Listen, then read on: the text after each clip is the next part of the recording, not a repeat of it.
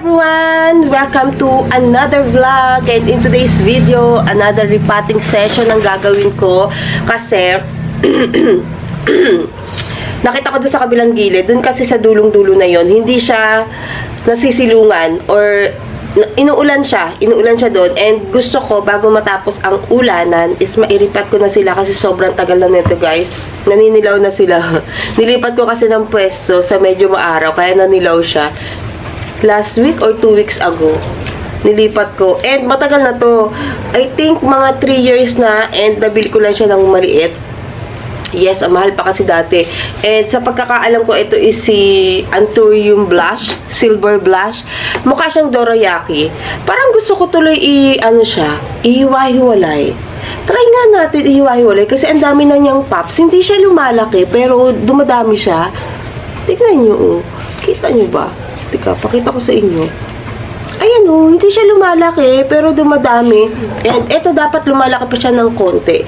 Pero ngayon, ang gagawin ko is, iriripat ko siya. Oops. At etong mga ganitong potting mix, pot kasi na clear is para sa mga hoya ko yan. Kukuhanin ko kasi to para sa hoya ko. Kaya, kailangan ko siya iripat. And bago matapos ang tag-ulan, dapat tapos ko na rin iripat yung mga anthurium ko na mga heart shape. Hindi ko pinamigay yung mga anthurium ko na heart shape kasi yun yung gusto ko. May mga tinira ko dito. Yung mapibilis lang talagang lumaki plus malalaking dahon na heart shape yung pinamigay ko. Meron pa ako ditong gloriosum, glorious, ganyan. And try natin iripat din tong si Mami na ang pangit na ng paso niya. Ang pangit na niya. Tingnan nyo. Kasi naka-full sun siya guys, and try natin tong alisin. Yan, nandun kasi siya sa taas and nasira yung aking net.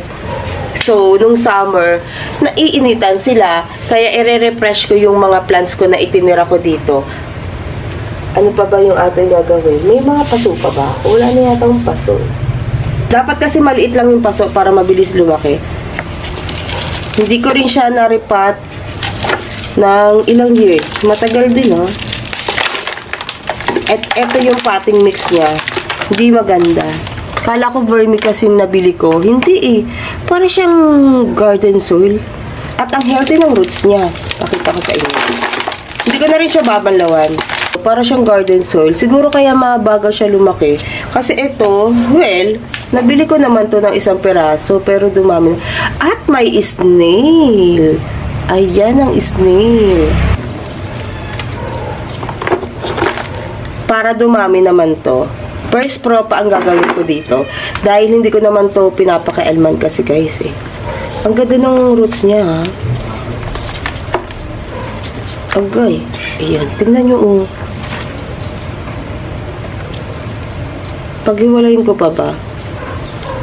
Paghiwalayin ko pa. Tapos lagyan na natin ng cinnamon. Ayan. Para hindi natin makalimutan kung saan yung pinutulan kasi matatabunan na to ng lupa. Ilagay muna natin dito sa gilid. Pinag-iisipan ko pa yung potting mix ko. Ang ganda ng roots niya. Makikita nyo kasi sa mga roots ng anthurium na green, white, yan yung mga healthy. Pag mga brown-brown na, hindi na siya ganun ka, sira, patay na yon. So, ito is, sige. Sana may sumamang ugat. Ayun! Tingnan nyo,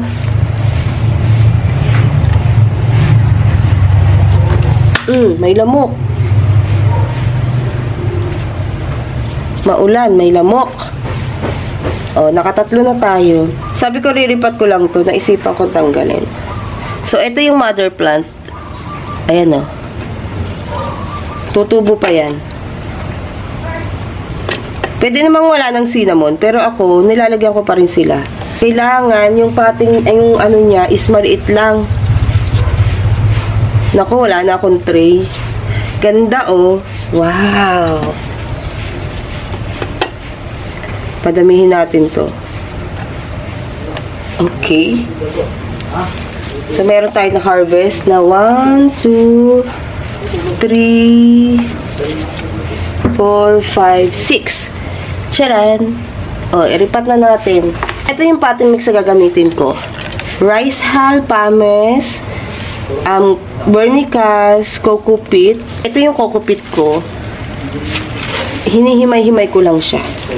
Ayaw ko kasing lagyan siya ng cocoa chips. Alam niyo, nahihirapan ako. Yan.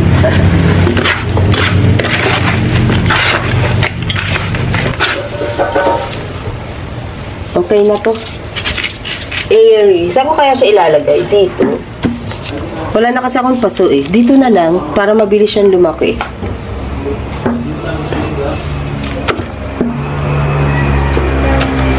Tingnan natin kung kasya. O, kasya naman. Konti lang.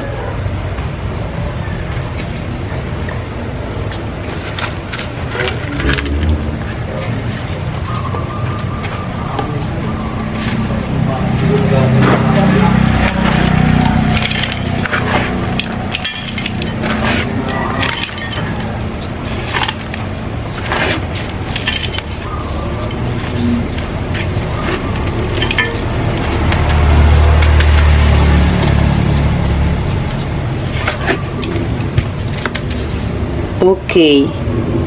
Nakaisa na tayo. Wala siyang patay na ugat and healthy yung roots niya. Tataba. Actually, ito guys, napabayaan ko na yan. Itong anthurium na to. Naisip ko lang iripat ngayon kasi napansin ko dumidilaw siya nung inilipat ko ng pwesto.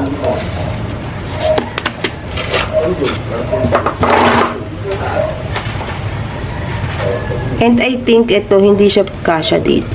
Kasya ba? Hindi na kasya to dito. Ito na lang. Ito yung wala siyang dahon. Yung tatlo, hindi siya kasya dito sa paglalagyan natin na paso. So, maghanap tayo.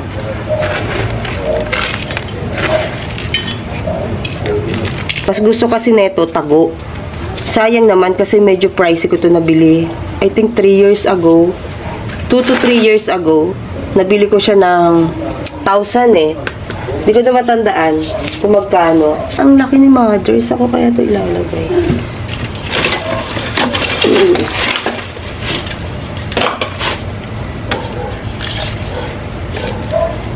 Dito na lang siya.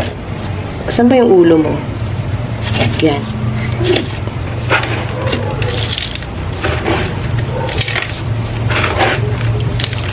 Buti na lang, naisipan kong magripat ngayon. Tumigil kasi yung ulan. Akala ko, diba, hindi na daw uulan. Pero bakit? Bakit umulan pa din?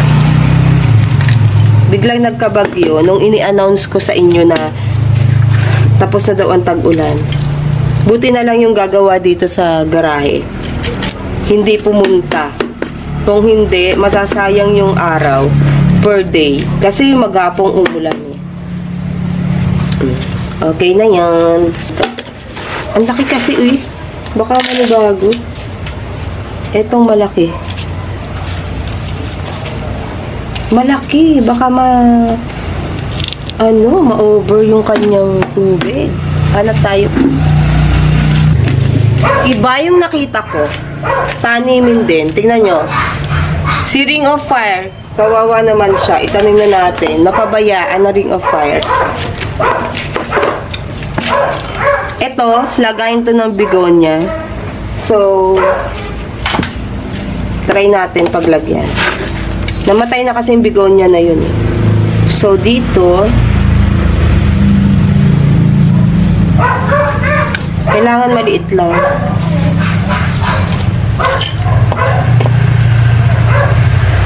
Kamusta na yung mga plants nyo? Ako, alam nyo yung ibang plants ko na lusaw. Yung iba na hindi ko talaga sila tinanggal sa kanilang pwesto. Buti na lang may mga spare ako nung mga nalusaw. Yung gymno ko ba, nalusaw yung iba kasi hindi ko siya tinatanggal sa pinagpwestuhan niya. Eh, di ba ulan ng ulan araw-araw? Lalo na dito sa Bulacan, walang tigil ang ulan. Hindi ko siya tinanggal. Ang ending is nalusaw yung iba. Ang titibay din ng iba. Yung taon ko na ibang na halaman, gusto ko pagsama-samahin sila sa isang tray. Baka kasi matapon pag ano.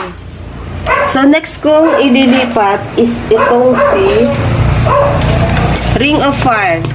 Tingnan niyo yung ring of fire ko, oh. Nakaano na siya. Nakalabas na ba? Kasi napabayaan ko na to eh. Dahil hindi ko pinupuntahan tong likod namin. Pinapadiligan ko lang yung mga tanim ko. Hindi ko siya pinupuntahan kasi nakakalatan ako. Ang dami kasing malalaking dahon. Yung mga pinamigay ko, yun, ang dami nakakalatan ako. So, ayaw ko siya tingnan. Kaya, napabayaan ko yung iba. Siguro bet ko nang bumili ng caramel marble ngayon. Tingin nyo ba, mura na ba ang caramel marble? Dito ka.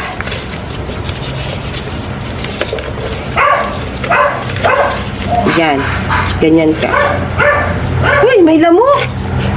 My God!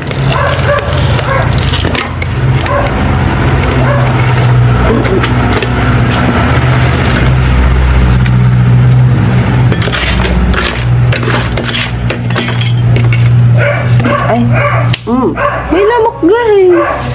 Kung kailan kumunti na yung aking halaman dito sa gilid, nagkaroon ng lamok. Teka, hindi ko maano siya.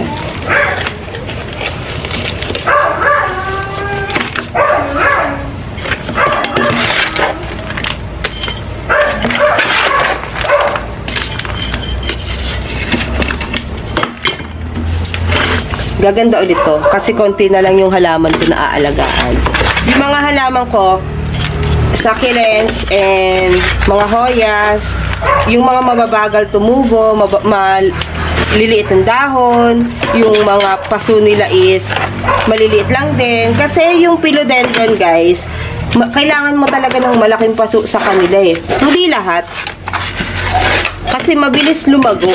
Sobra akong na-overwhelm sa dami kong plants na philodendron. Grabe. Ngayon, hindi ko naman sila hinahanap kasi in good hands naman yung mga pinagbigyan ko. Kaya lang nakakapanghinayang ng dami kong mga philodendron dito.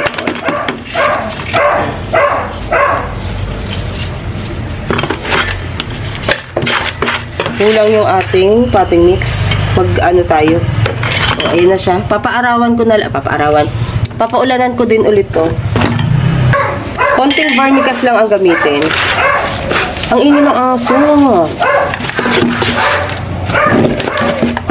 Nakikita kaya niya? Siguro nakakulong yun, kaya nagwawala. Kunti pang vermicast.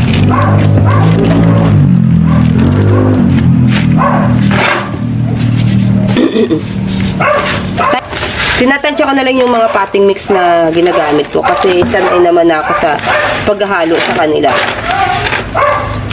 Ito is si philodendron mami. Ang lalaki ng paso nila, no? Tingnan nyo, oh. Sobrang kapit na si mami sa paso. Itong ating riripat is si philodendron mami. Isa sa heart shape na hindi ko nilet go. Hindi ko mapatay itong lamok na to. Sakit mga got. Matutengke tayo dito eh. Yung potting mix niya is pinalitan ko na din, of course. Pero dapat itrim na rin natin to, no? Ang daming ugat eh. Itrim ko na lang. Paulanan ko. Sanay na to sa rain or shine. Actually ito, may napropa na ako nito. Kaya sa ibang naman siya. Ang napropa ko naman nito is sa ibang plant. So, tanggalin din natin to. Ito is tanggalin na rin natin to. Pero wag nating itatapon kasi ipopropa natin. Tapos, ano pa ba? Ito isama na natin to. Yun lang. Ayaw niyang tumino.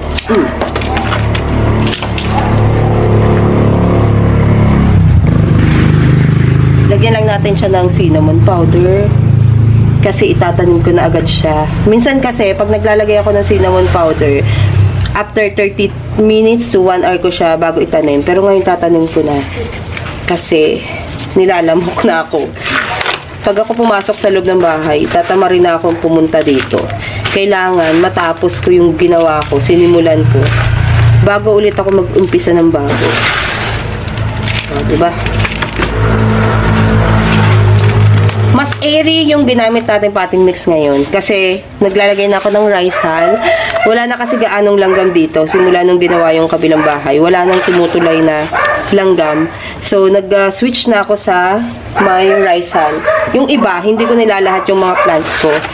Yung nilalagyan ko ng rice hull.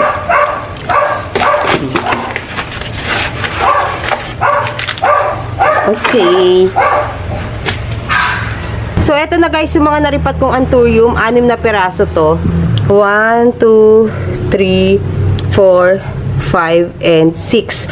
Dito muna sila. Tapos, yung pinakadulo ng philodendron mami, yung heart shape. Nasaan na ba yun? Ito, mami. Tapos, yung mga nodes ng mami, ito siya, pinagputol-putol ko lang. Dapat, tatakpan natin to ng plastic. Pero, maghahanap muna ako ng plastic kung meron ako dito. And then, etong si Ring of Fire. Sayang kasi, ang ganda ng variegation niya. Ring of Fire. So, ito yung ating mga ginawa ngayon. At least may mga napropa na naman tayo. Wala tayong bagong plants, yes. Pero, propa is the key. Propagation is the key. Nung nakaraan, hindi ko alam kung... Ito yata yung flow money ay, guys. Ito. Hindi ko alam kung naisama ko kayo magpropa ng mga flow money ay ko. I think hindi. Madami din to, mahaba yung nodes. Hindi ko alam kung nasaan. Pero yung mga mother neto is nandoon sa dulo. Itong mga dumi-dumi na to, hindi ko na siya tatanggalin kasi tumutulo dito sa area na to pag malakas ang ulan. Or i-sprayan ko na lang yan pag 2 days walang ulan. Ito na lang yung aking ipopropa. Hinintay ko lang kasi na yung pendacles niya is bumulaklak.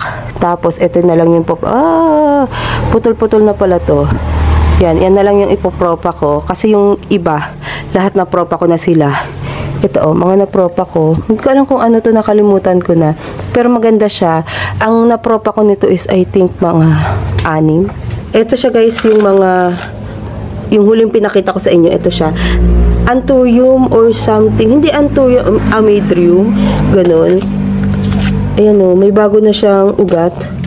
Tingnan natin dito kasi pinaulanan ko to. Pagka divide ko sa kanila or pagka propa, pinaulanan ko na sila dito. Kaya good sila dyan. Ayan pa. Ang nakakakalat lang dito is yung mga rubber tree or rubber plant. Yan talaga yung mga makalat na lang dito sa area ko. Ang dami kasi nila. So, yun lang ang ating video for today.